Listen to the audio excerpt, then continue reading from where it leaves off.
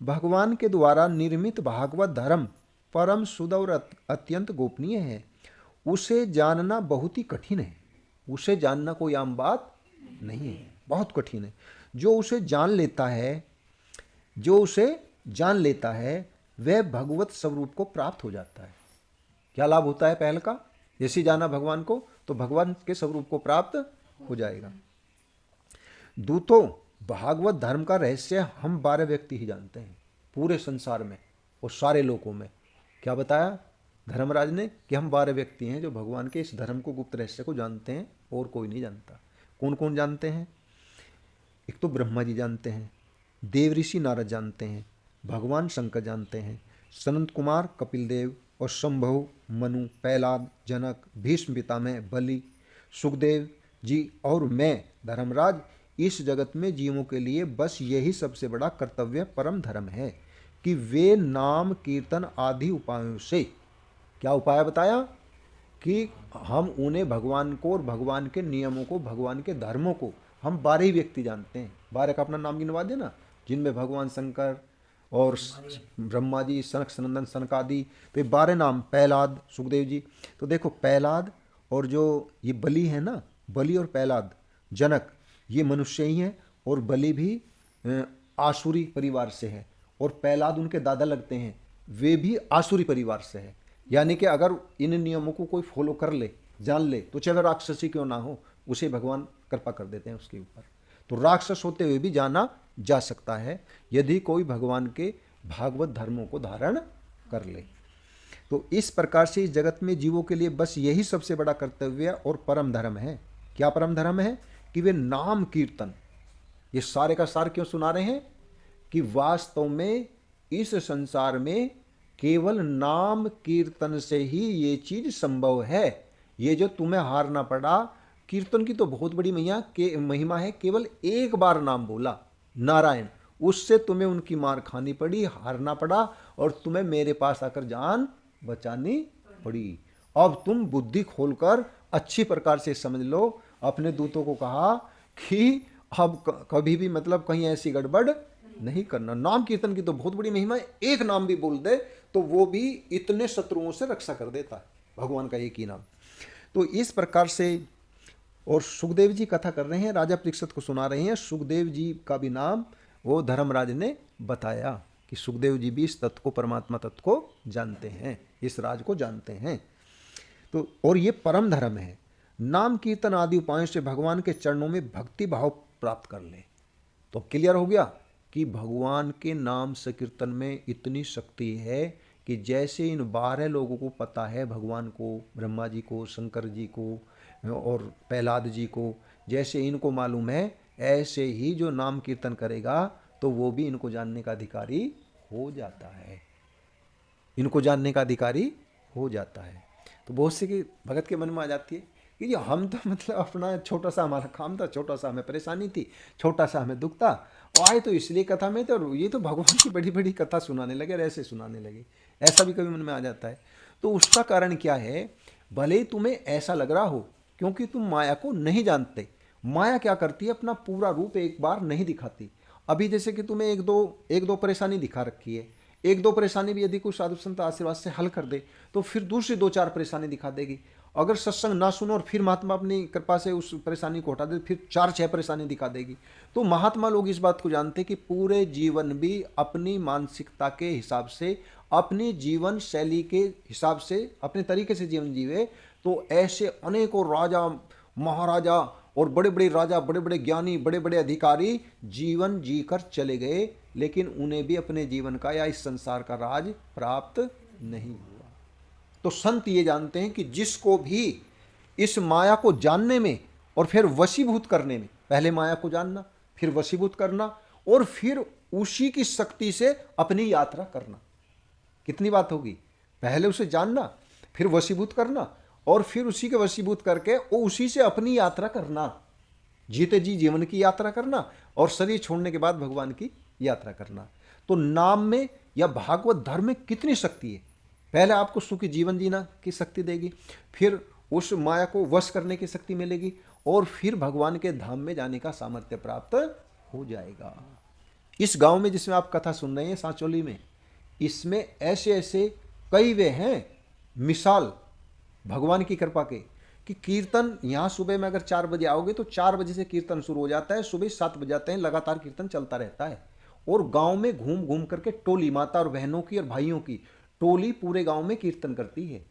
और इस गांव के लोगों से पूछोगे तो तुम्हें पता लग जाएगा कि यहाँ ऐसे मृत्यु होती है कि कीर्तन करते, कीर्तन में चला जा रहा, घर से आया, उठा, नहाया धोया और कीर्तन में आ गया, और कीर्तन करते हुए चलते चलते, कोई तड़पते हुए नहीं, कीर्तन गाते गाते शरीर पूरा हुआ, और बाद में भंडारा हुआ, फिर उसके भी नाम का कीर्तन डेली चलता रहा। यहाँ मरने का शोक या वो नहीं मनाया जाता, यहाँ कीर्तन चलती रहती है। तो कहने का भाव ये है कि यह स्थान क्यों धाम कहा जाता है, क्यों इस पे सत्संग सुनने से ज्यादा लाभ है, क्यों संत लोग यहाँ ठहर जाते हैं, क्योंकि ये सिद्ध स्थान है। वही ज्ञान आपके घर पे जाके हम सुनाएं तो इतना प्रभावकारी नहीं होगा जितना यहाँ होगा। यहाँ तुम कुछ ना, हम कथा भी ना सुनाए, तुम आकर बैठ जाओ, तो जैसे बैठोगे तो अपने आप हृदय से प्रसन्नता झलकने लगेगी, अपने आप तुम्हारे जो माया के चंगुल है ना, माया की जो रस्सी है, वो अपने आप ढीली होने लगेगी। तो इस प्रकार से स्थान का इतना, जब भी ये लक्ष्मी नारायण मंत्री जी यहाँ आते हैं, उन्हीं के नाम से बगीची है, काफ़ी यहाँ सेवा करते रहते हैं, तो जब भी आएंगे तो मेरे से इसी बात कहेंगे, बाबा ये बहुत सिद्ध स्थान है, और देखो मतलब आप कितने बड़े सौभाग्यशाली हैं कि हमारा गांव होते हुए भी और यहाँ आते हुए भी, कि हम कैसे भाग्य के कमज़ोर हैं कि यहाँ रह करके भी ये लक्ष्मी नारायण जी एक बार नहीं पता नहीं कितनी बार कैबिनेट मंत्री, और ये बैठे हैं भगत, इनके सामने भी ये बोला कि बाबा कितने भाग्यशाली हैं कि इस स्थान का लाभ ले रहे हैं। ये सिद्धों की भूमि है। हाँ, ब्रह्मचारी नाम के सिद्ध महात्मा हो गए हैं, और उनके वचन फलते, जो कहते थे बस्ती में वो हो जाता। एक बार ऐसे भी महात्मा यहाँ रहते थे कि जो घसियारी घास लेके जा रही थी बरसात के महीने में, और यहाँ को जाती, पानी पीने की यहाँ सेवा है, तो जैसे पानी पीते चली तो कहने लगे, बाबा कैसा बाबा, बारिश नहीं हो रही, सब जले जा रहे हैं, पानी, पशुओं को पानी नहीं है, जंगल में सब वृक्ष मुरझा गए हैं, घास सूखने लगी है। कहा तुम एक काम करो, गठिया उठाओ, जल्दी घर पकड़ो, बारिश आने वाली है, जब तुमने कहते तो बारिश करा देंगे, बारिश आ जाएगी। कहा हाँ बाबा, तो ऐसे ही करते रहे। वे तो आराम से पानी पिया, आराम से सह सह सह सह चली। इतने घर जाने से पहले इतनी मूसलाधार बारिश हुई, तो उसके बाद उस बाबा को छेड़ता नहीं था, उनको ये जैसे कह देंगे तत्काल हो जाएगा। घर जाने से पहले उनको भिगो दिया बारिश ने। इसी गांव की घटित घटना है। तो कहने का भाव ये, यदि तुम्हारा लक्ष्य ठीक हो जाए, यदि तुम्हारा लक्ष्य ठीक हो जाए, तो इस स्थान पर बैठने मात्र से इतना लाभ होता है जो आपके घर पे कितनी बड़ी भक्ति करने से लाभ नहीं होगा। इसलिए हम क्या कहते हैं कि आओ इतवार में, थोड़ा जल्दी आओ। जब जल्दी आओगे समय ज़्यादा होगा, कुछ समय ध्यान करो, कुछ समय बैठो, कुछ समय सत्संग सुनो, कुछ समय माला जप करो, कुछ समय मानसिक जाप करो, कभी यहाँ बैठो कभी वहाँ। पूरा सीधा स्थान है ये, जहाँ पे आप बाउंड्री के अंदर हैं, पूरा सीधा स्थान। तो आप मतलब ऐसे अचंभे में रह जाओगे कि सुबह ही जब आओगे तो सोचो कि आपकी मुरझाहट, संसार की यादें, संसार की परेशानियां, और शाम को जब ऐसे जाओगे कि जैसे अंदर बहुत गंगा जी के शीतल जल में से स्नान करके निकलते हैं और गर्मी का पता ही नहीं पाता, और एक अंदर से प्रसन्नता आती है कि स्नान करके कितना आनंद आया। तो ऐसे केवल यहाँ रहने से जब जाओगे तो अंतःकरण ऐसे हल्का हल्का हो जाएगा, और ऐसे लगेगा कि जैसे हम परमात्मा में ही झूल रहे हों, जैसे परमात्मा हमारे अंदर बाहर परिपूर्ण हो। तो ये स्थान का प्रभाव है। अभी यहाँ पे जो ये सत्संग हुआ खिटाविटा में, तो राजस्थान की कुछ टोलियाँ आई थी यहाँ दर्शन करने के लिए। माता बहनें बहुत ज़्यादा थी, तो हम प्रसाद देने के लिए उन्हें गए, तो वे बैठ के कुछ उनको सुना दो बाबा। तो जैसे सुनाया, केवल 15-20 मिनट सत्संग सुनाया होगा, तो वे हाथ उठ के बोली, बाबा ऐसा सत्संग तो हमने कहीं नहीं सुना, और ऐसा आनंद तो हमें कहीं नहीं आया। ये शब्द उनके मुख से निकले, ये मैं सत्य बोल रहा हूँ जो उन्होंने बोला। जबकि वे तो इतने बड़े गुरु के चेले थे, और मतलब उनके गुरु बढ़िया ही सत्संग सुनाते थे। तो वो क्या प्रभाव था, क्योंकि स्थान पे जो 3 तापों से मनुष्य हर समय तपता रहता है, तो वृंदावन में कुछ ऐसे स्थान है जहां तीनों ताप हट जाते हैं।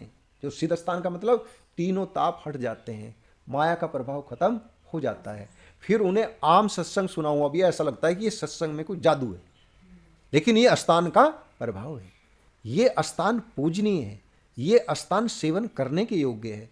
कि इस स्थान के कितने लाभ बताऊं कि आप मतलब समझ नहीं सकते उस बात को, इतना यहाँ सूक्ष्म रहस्य है।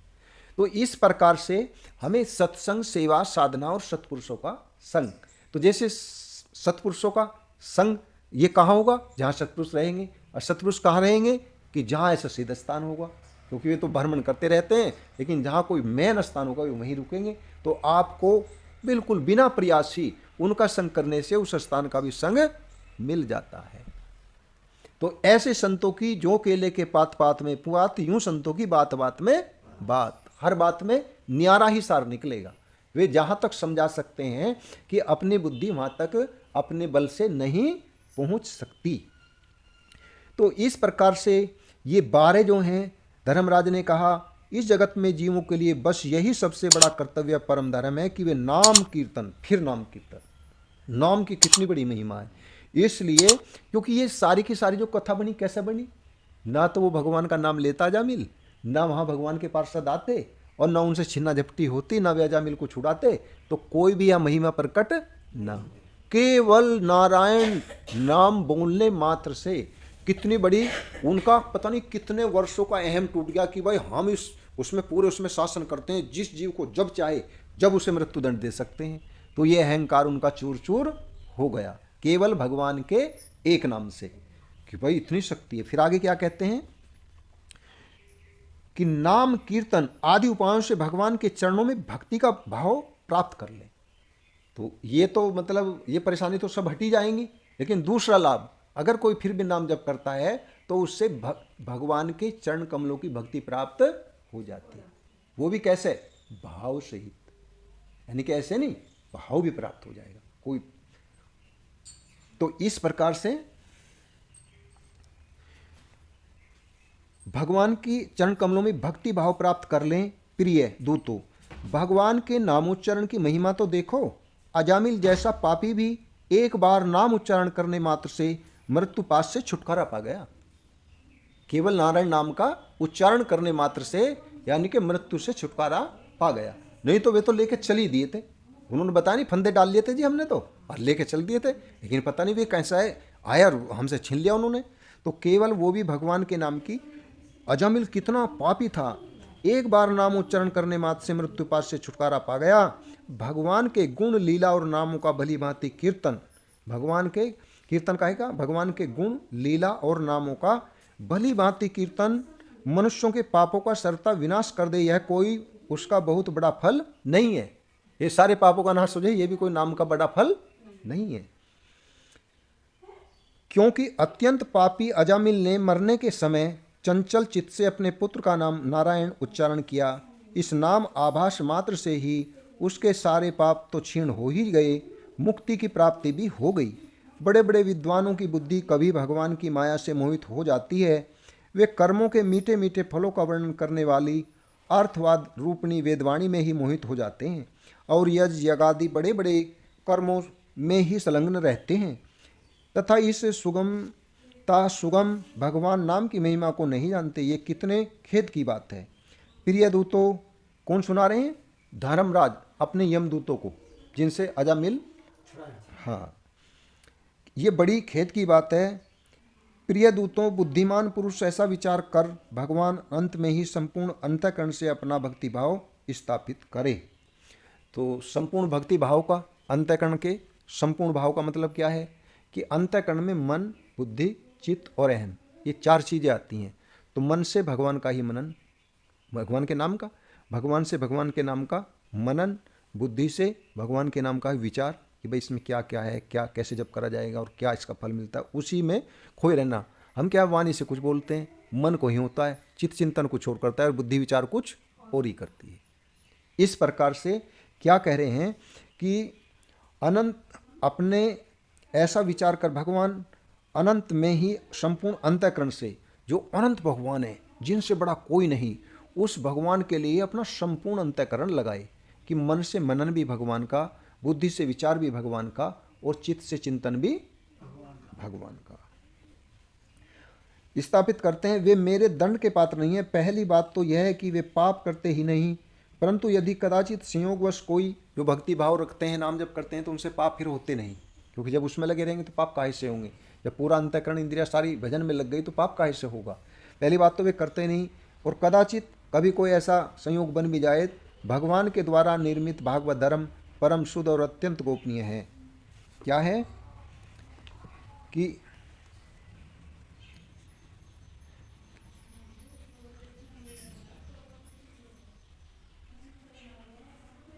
प्रिय दूतों, बुद्धिमान पुरुष ऐसा विचार कर परंतु यदि कदाचित संयोगवश कोई पाप बन भी जाए तो उसे भगवान का गुणगान तत्काल नष्ट कर देता है।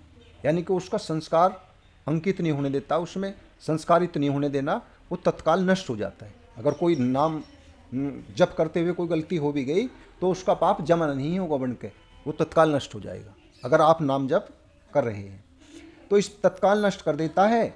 जो समदर्शी साधु भगवान को ही अपना साध्य और साधन दोनों समझकर उन पर निर्भर हैं। साध्य और साधन, कि मेरा तो सब कुछ साधन और जो मेरा पहुंचने का स्थान है वो केवल भगवान है, वो केवल भगवान है, ऐसा।